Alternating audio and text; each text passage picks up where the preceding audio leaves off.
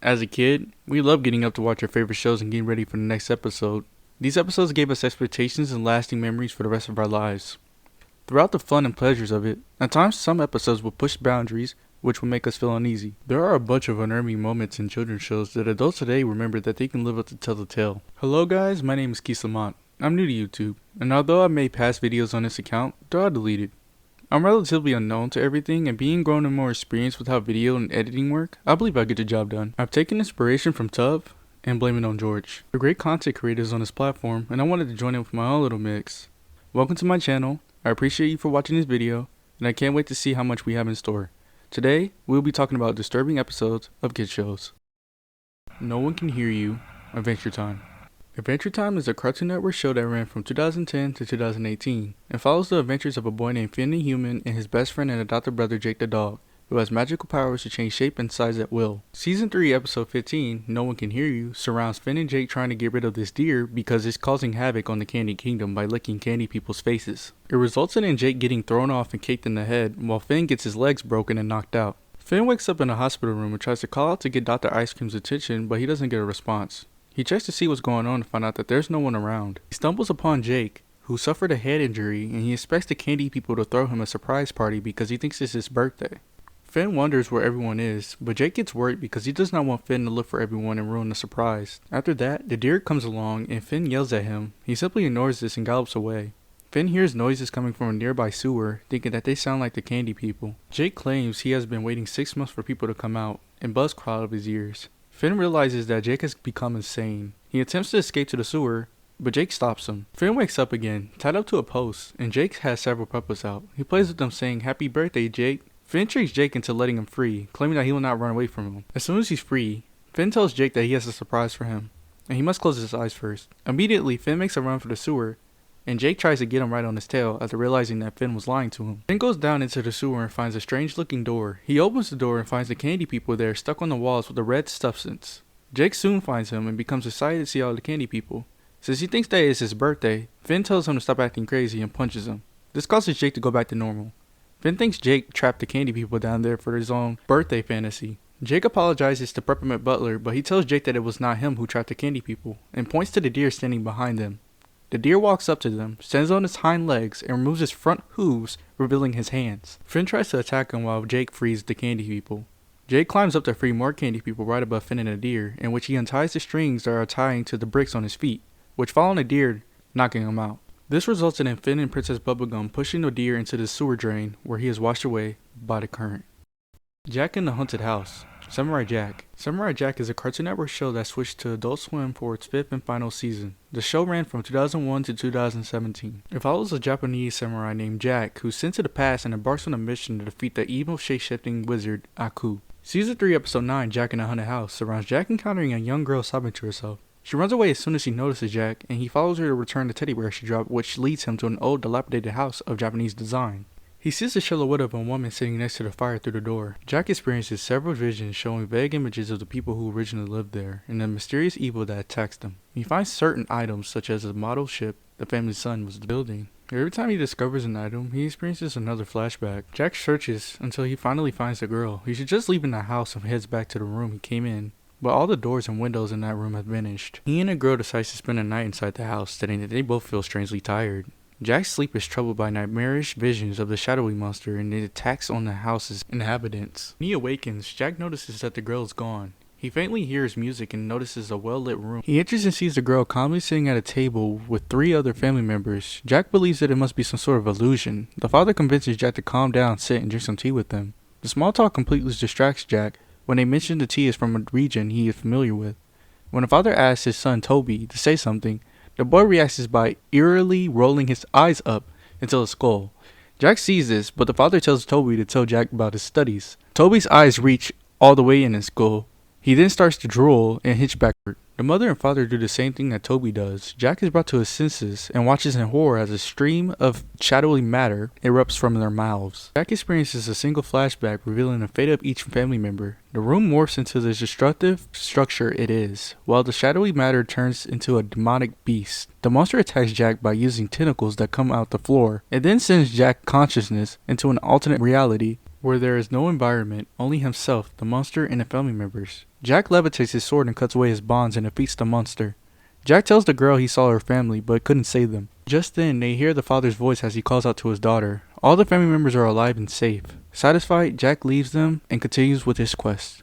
Hunted, Teen Titans. Teen Titans is a Cartoon Network show that ran from 2003 to 2006. It follows a team of 5 teenage superheroes saving the world from many villains around their city while experiencing things normal teens face today. Season 3, Episode 5, Haunted, revolves around Robin believing Slade is still around after drowning in lava. Robin heads to the basement of the tower and opens a box full of Slade artifacts and removes Slade's mask. Cyborg tells him that Slade is gone for good this time, while Robin claims that he couldn't be sure of that. Cinderblock is shown attacking the authorities. A fight then ensues between him and the Titans, during which Robin is tossed into a nearby wooded area. He is startled and angered to see Slade standing near a tree in the clearing. Robin chases him, and Slade taunts him. Robin catches up to Slade, but he's unable to land a blow on him. Slade reveals that he freed Cinderblock to create a diversion that would allow him to set his latest plan in motion, which will be fully operational in 3 hours. Robin attempts to subdue Slade, but Slade vanishes. Robin tells the group that he had encountered Slade and learned of his latest evil plot. The others are shocked at this revelation, as they knew Slade had drowned in lava and could not have possibly survived. Robin informs them that all that matters at the moment is that Slade is stopped before the generators activate, and orders Raven, Cyborg, and Beast Boy to find and deactivate each of the generators.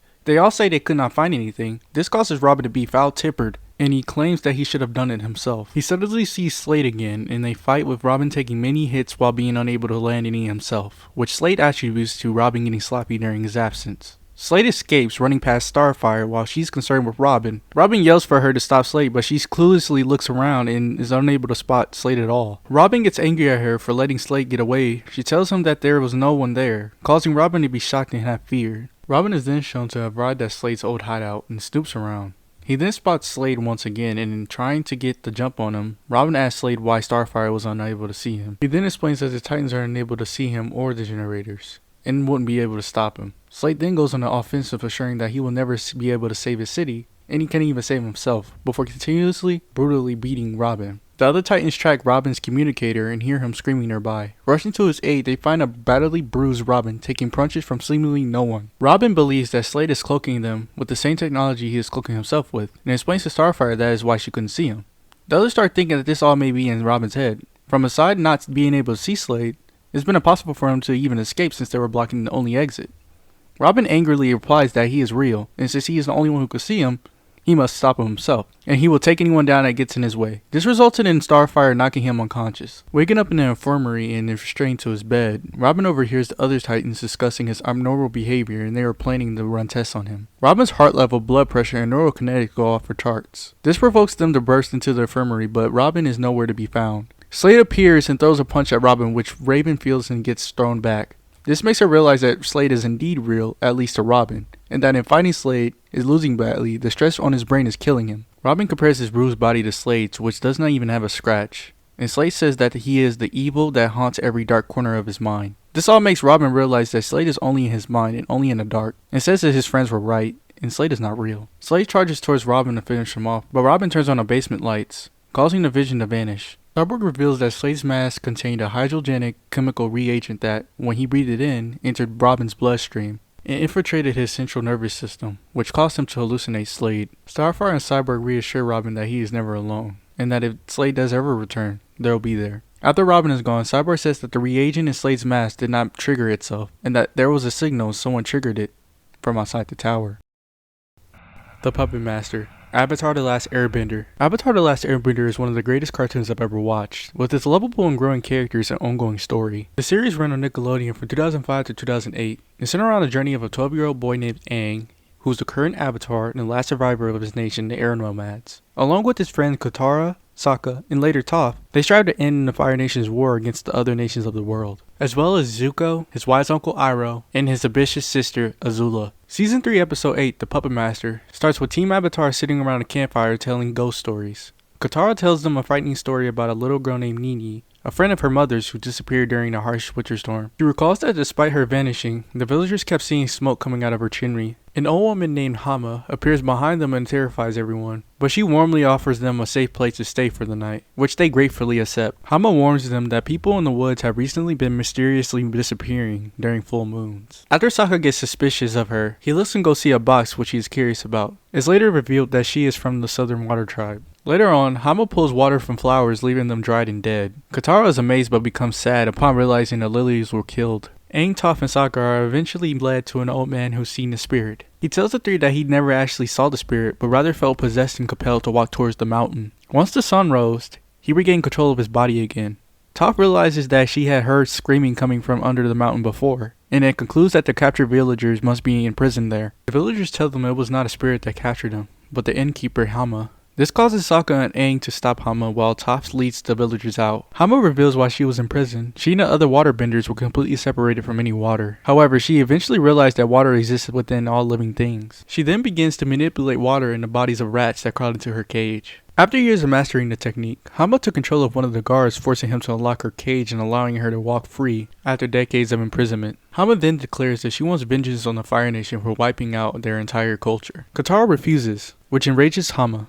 Hama then puts Katara in submission. Katara soon regains control of her body, reminding Hama that she too draws power from the moon. Aang and Sokka arrive to assist her, but provides Hama with an advantage as she uses bloodbending to control them. Hama frees them, then makes them fly at each other with Sokka's sword pointing straight at Aang. At the last second, Katara desperately uses bloodbending to subdue Hama and protect Aang. Toph arrives with the other villagers, who handcuff Hama and take her away, vowing to imprison her forever. As she is dragged off, Hama begins to crackle and sarcastically congratulates Katara on becoming a bloodbender. Freaky Fred, Courage the Cowardly Dog. Courage the Cowardly Dog is an iconic Cartoon Network show that scared kids and became an instant favorite for its unsettling atmosphere and story. The series ran from 1999 to 2002.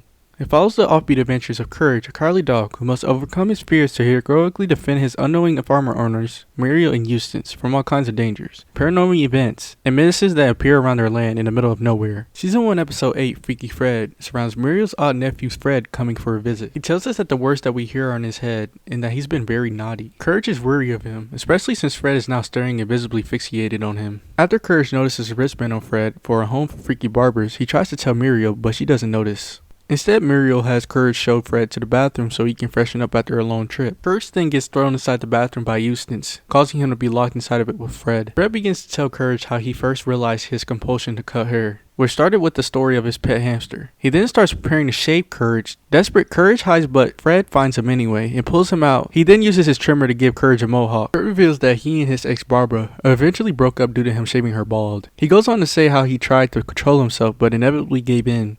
Courage pulls out a phone and begins to dial the number on Fred's wristband, but Fred is quick to hide the number under his sleeve. He then stuffs Courage's mouth full of pancakes to keep him from speaking. When a long-bearded man arrived at the barbershop one day, Fred once again gave in to his compulsion after the man only asked for a small trim. He proceeds to shave Courage bald except for his tail.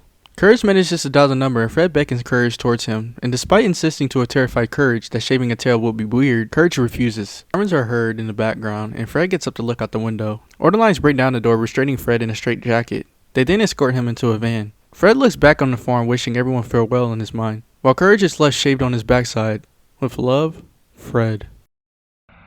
Dark Harvest, Invader Zim. Invader Zim is a Nickelodeon show that ran from 2001 to 2002. It got cancelled while in the second season, which had the show on Nicktoons and lasted until 2006. The series centers on an extraterrestrial named Zim from the parent Ark and his mission to conquer Earth and enslave the human race along with his malfunctioning robot servant Gur. He is antagonized by Dib, a young paranormal investigator who is determined to stop Zim from succeeding. Season 1 Episode 4, Dark Harvest, starts with Dib deciding to scan Zim with his brand new X-scope. He finds out that none of Zim's organs resembles humans. Dib realizes that when the nurse examines him, she will quickly discover his alien culture. Dib then tells this to Zim, and Erkin decides that in order to appear more human, he must obtain human organs. When Dib finally reaches the nurse's office, Zim is nowhere in sight. He asks the secretary if she saw a green-skinned child enter the office, and she points towards the hall monitor, who is sitting in one of the chairs doubled up in pain. Dib quickly uses his S-scope on the monitor and discovers that one of his organs has been replaced with Zim's hall pass. Dib realizes that Zim has started going around the school, ambushing school children and using a device to steal their organs and replace them with various objects. Dib quickly teams up with Torque, the only other kid who has not been caught, and tries to protect him from Zim's gruesome harvest.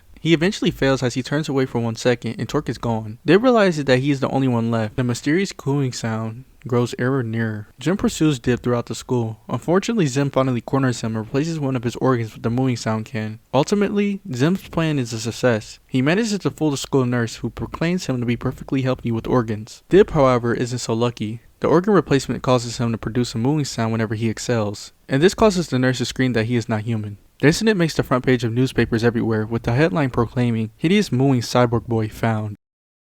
Earth Mover, Batman Beyond. Batman Beyond is a kids' WB show that ran from 1999 to 2001. In the series, fueled by remorse and vengeance, a high schooler named Terry McGinnis revives the role of Batman. Under the supervision of an elderly Bruce Wayne, he fights crime in a harsh, futuristic Gotham. The year is 2040 and Bruce Wayne has retired as Batman and Gotham City is without a symbol of hope. Season 2 Episode 2, Earth Mover, surrounds Terry's friend Jackie. Jackie explains that she feels like she's been stalked, but she never sees anyone. An unidentified man approaches the house. However, no one notices at the moment as they are more concerned with the fact that Jackie calls her guardian Bill instead of Dad. When Bill leaves, Terry notices the stalker outside and goes after him. The stalker quickly runs and somehow manages to slip under a fence. Still, Terry is able to reach him, but is surprised to find out that whatever he just caught isn't human. Terry talks to Jackie about the incident and says that one of her father's enemies could be responsible. Jackie tells him that Bill's not her father and refuses to say anymore. Bill shows up shortly after and agrees to give Dinah and Terry a ride, but insists on showing them something. He takes the trio to a vacant lot. An earthquake starts up, causing the ground to crack and blood out several canisters of an unidentified chemical. The Earthman starts appearing and attacking the group. Batman fights but soon discovers that the ground itself is against him. However, when Jackie and Bill escape in the car, the Dirtmen stop attacking and return to the ground. Bill desperately tries to leave while Jackie asks a bunch of questions that he refuses to answer.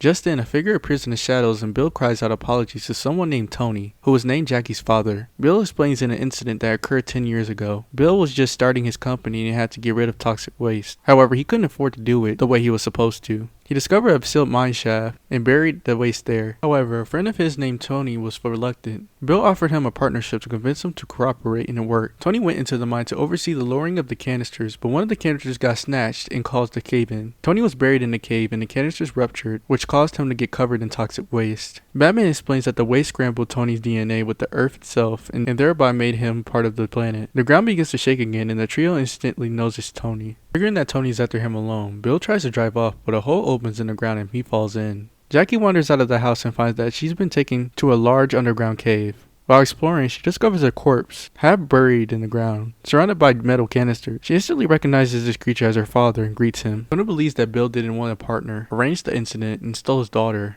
He then proceeds to cause Bill to sink into the ground and has one of his Dirtmen grab Jackie when she tries to save him. Batman arrives shortly after. The three try to escape, but a huge boulder falls in the way in their escape route. Fortunately, Tony still loves his daughter and uses the last of his strength to send out the tentacles of the earth to crush the boulder. Batman then pilots the sub out of the cave. Meanwhile, Tony sees that his dirt giant is about to fall on him and decides to submit. The giant falls, tearing him from his prison, at last causing him to die.